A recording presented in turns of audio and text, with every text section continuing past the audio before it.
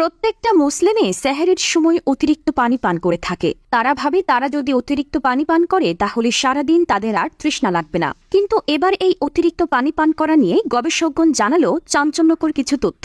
অতিরিক্ত পানি পান করলে আমাদের শরীরে কিছু বিশেষ ক্ষতি হতে পারে, যা আমাদের প্রত্যেকেই অজানা। অনেকে হয়তো না বুঝেই অতিরিক্ত পানি পান করে ফেলে, যার ফলে তাদের শরীরে নানা রকম রোগব্যাধির দেখা মেলে। রোজাদাররা সেহরির সময় অতিরিক্ত পানি পান করে এবং তারা মনে করে এতে করে তাদের রোজা রাখা সহজ হয়ে যাবে। তবে এটা আসলেই ঠিক নয়। অতিরিক্ত পানি পান করলে আমাদের কিডনি অতিরিক্ত পানি ফিল্টার করতে গিয়ে অক্ষম হয়ে পড়ে, যার ফলে আমাদের কিডনি খুব অল্প সময়ে নষ্ট হয়ে যাওয়ার সম্ভাবনাই থাকে। তবে আমরা তো মানুষ, উট নই। আমাদের শরীরে পানি জমা করে রাখারও কোনো ব্যবস্থা নেই। তাই দিনে তৃষ্ণা পাওয়ার ভয়ে সেহরিতে লিটার লিটার পানি পান করলে তা আপনার জন্য উপকারের চেয়ে বেশি অপকারী হতে পারে।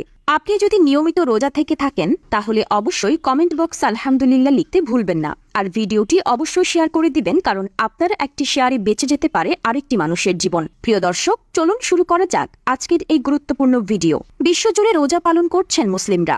বছর ঘুরে আবারও হাজির হয়েছে পবিত্র রমজান মাস, যা ইসলামের 5 স্তম্ভের মধ্যে একটি।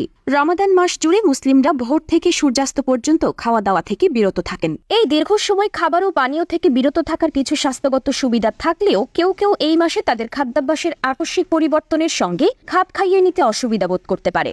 অপেক্ষাকৃত দীর্ঘ সময়ের জন্য খাদ্য ও পানীয় পরিহার করার ফলে অনেকেই এক ধরনের ক্লান্তি ও অবসাদ অনুভব করতে পারেন। বিশেষ করে তৃষ্ণার্ত বোধ করেন অনেকে। দুপুর গড়িয়ে বিকেল নামলে অনেকের যেন গলা শুকিয়ে যায়। আর এমন অবস্থা থেকে মুক্তি পেতে অনেকেই সেহরিতে অতিরিক্ত পানি পান করে।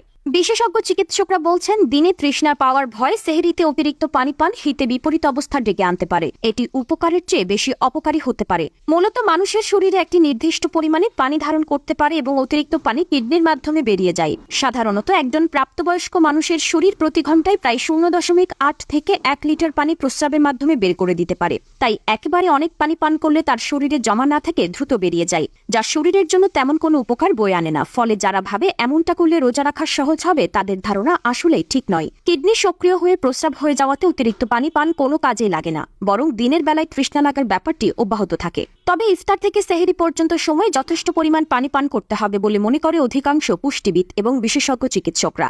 সারাদিনে পিপাসা কম লাগবে এমন ক্ষেত্রে সহায়ক পরামর্শ হিসেবে তারা বলে, ইফতার থেকে সেহরি পর্যন্ত সময়ে এমন খাবার নির্বাচন করতে হবে যে খাবারে পানির পরিমাণ বেশি থাকে। রাতের খাবার খেতে হবে পরিমিত মাত্রায় এবং সেহরিও খেতে হবে, তাহলে পানির ঘাটতি কম হবে। অনেক চিকিৎসক আবার পরামর্শ দেয় একজন মানুষের ইফতার থেকে সেহরি পর্যন্ত কমপক্ষে 2 লিটার বিশুদ্ধ নিরাপদ পানি পানের বিষয়টি নিশ্চিত করতে হবে। ইফতারের পর থেকে সেহরির আগ পর্যন্ত 30 থেকে 40 মিনিট পর 1 থেকে 1.5 লিটার পরিমাণ পানি পান করা উচিত।